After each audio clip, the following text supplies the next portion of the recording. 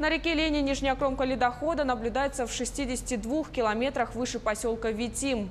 Отмечается затор, не доходя Паршинских островов. В пределах Ленского и Алекминского районов продолжается подъем уровней воды у населенного пункта Витим Ленского района республики. Вода на льду, уровень 98 сантиметров, при критическом 950 сантиметров. У города Ленска 87 сантиметров. Между тем, на малых реках Якутии начались подвижки льда. Река Нюя вскрылась накануне. На реке Алекма 4 мая начался ледоход в верхнем течении реки.